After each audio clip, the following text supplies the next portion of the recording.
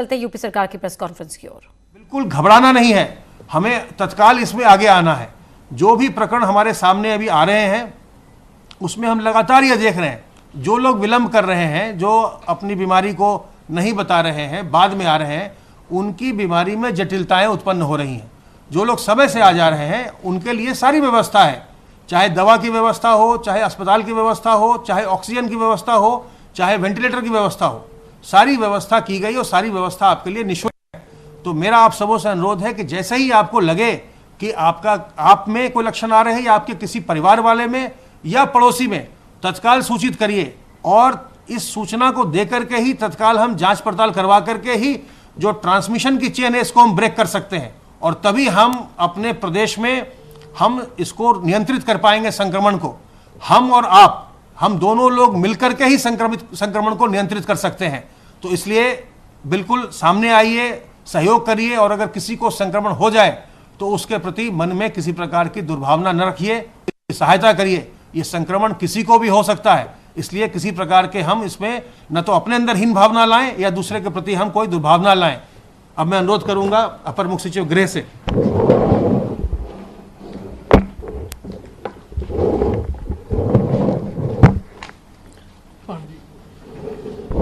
माननीय मुख्यमंत्री जी ने आज टीम 11 की बैठक की। उन्होंने कल जो आदेश जारी किए गए थे उनकी समीक्षा की। कल आपको संज्ञान में है, कल जो धार्मिक स्थल, कार्यालय, मॉल्स, होटल्स और रेस्टोरेंट्स के लिए आदेश जारी किए गए थे और कल रात ही में वीसी आयोजित कर प्रत्येक जनपद के जिलाधिकारी, वहाँ के पुलिस अधीक्षक, वरिष्ठ पुलिस अधीक्षक और सीनियर ऑफिसर्स, कमिश्नर्स, एडीजीज और आईजीज के साथ सर ने बैठक करके उनको विस्तृत निर्देश जो नए आदेश जारी हुए हैं उनके लिए दिए और कहा कि लगभग 40 घंटे का उनके पास समय था कल बैठक के समय से कल सुबह तक जब ये सब खुलेंगे कि वे समन्वय स्थापित करके जनपद स्तर पर कार्रवाई करें। इसी के क्रम में कई जिलाधिकारियों ने अपने जनपद में जहां भी धार्मिक स्थल हैं वहां के प्रबंधन से संपर्क स्थापित कर लिया है और सबका प्रयास है कि गाइडलाइंस के अनुरूप कार्य हो और उसी के अनुरूप जो है अनुमति दी जाए। माननीय मुख्यमंत्री जी ने जो निर्देश दिए हैं उसमें ये भी निर्देश दिए हैं कि आज सायं तक जिलाधिकारीगण प्रत्येक जनपद में अपना समन्वय स्थापित कर लेंगे और इस आधार पर कल से जो भी अनुमतियां दी गई हैं उनके अनुरूप कार्रवाई की जाएगी। माननीय मुख्यमंत्री जी ने मंडल आयुक्तों को विशेष रूप से बल दिया है कि वे विकास की और राजस्व के कार्यों पर विशेष ध्यान अब दें। अनलॉक 1 शुरू हो गया है, राजस्व के कार्यों पर और अधिक ध्यान देने की आवश्यकता होगी। विकास के कार्यों को और द्रुत गति से आगे ले जाने के लिए, प्रोजेक्ट्स को मॉनिटर करने के लिए, क्वालिटी इंश्योर करने के लिए, जहां भी कोई कठिनाई है प्रोजेक्ट्स में उनको दूर करके उनको आगे बढ़ाने का निर्देश दिया है। खुद माननीय मुख्यमंत्री जी आज बस्ती मंडल गए हैं, वहां पर निरीक्षण कर रहे हैं। उन्होंने खुद आज कई निरीक्षण लगाए हैं, समीक्षा बैठक भी रखी है और खुद अस्पताल का भी निरीक्षण करने गए हैं जो इमरजेंसी की सेवाएं हैं, जिससे कि खुद जमीनी स्तर पर वो इंस्पेक्शन करके संबंधित अधिकारियों को निर्देशित कर सकें। मुख्यमंत्री जी ने यही कहा है कि जो अस्पताल हैं, नॉन कोविड हॉस्पिटल्स हैं, उनका सबका व्यापक और बृहद रूप से पूरे प्रदेश में इंस्पेक्शन हो। स्वयं ही वो प्रतिदिन जो भी अस्पताल हैं वहाँ के जो मरीज हैं वहाँ से फीडबैक सीधे ले रहे हैं। ऐसे में उनका ये मानना है कि अगर फीडबैक लिया जाए, अगर इंस्पेक्शन टाइम से किया जाए और जनपद स्तर पर चूंकि विशेष सचिव स्तर के अधिकारी मौजूद है तो ऐसे में कोई कारण नहीं है कि चिकित्सकीय व्यवस्था को और बेहतर नहीं किया जा सके। कोविड हॉस्पिटल्स में अपर निदेशक और संयुक्त निदेशक स्तर के अधिकारी स्वास्थ्य विभाग के लगाए गए हैं, उनको भी निर्देशित किया गया स्वास्थ्य विभाग के माध्यम से कि वो जो भी अस्पताल है उनका निरीक्षण करें और व्यवस्था का पर्यवेक्षण करें।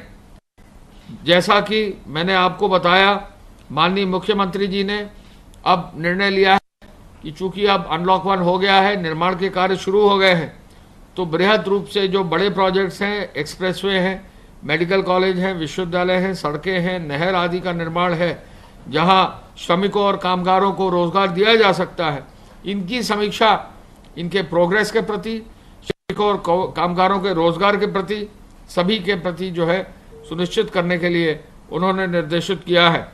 उद्योग, कृषि, उद्यान में निर्माण और रोजगार की संभावनाओं को भी आगे बढ़ाने का निर्देश उन्होंने आज दिया है।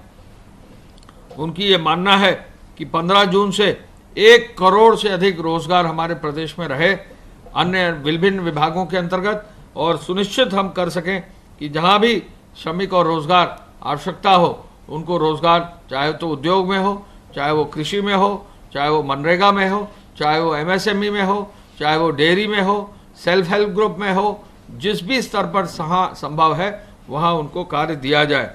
श्रमिकों और कामगारों में जहां भी राशन किट का वितरण अभी नहीं हुआ है, वहां तुरंत राशन किट के वितरण का जिलाधिकारियों को भी निर्देश उन्होंने दिया है और राजस्व विभाग को कहा है, ACS राजस्व को, कि इसको इंश्योर कर लें। नगरीय क्षेत्र में और ग्रामीण क्षेत्र में सैनिटाइजेशन का कार्य निरंतर चल रहा है। संक्रमण रोकने के लिए सैनिटाइजेशन बहुत जरूरी है।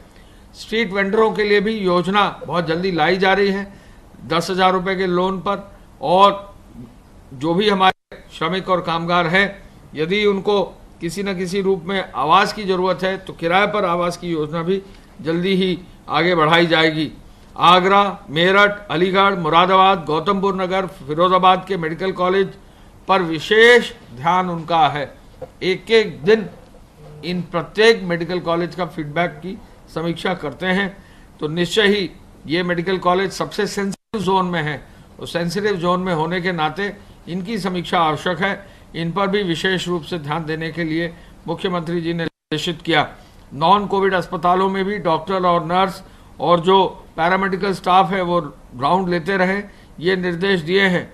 अस्पतालों में 24 घंटे के लिए ऑक्सीजन का बैकअप जरूर हो, इस बात के लिए भी उन्होंने निर्देश दिए हैं। मैं ये भी आपको बताना चाहूँगा कि गृह विभाग की कार्रवाई के अंतर्गत 188 में 63,008 FIR दर्ज हुई हैं। 1,73,471 लोगों को नामजद किया गया है।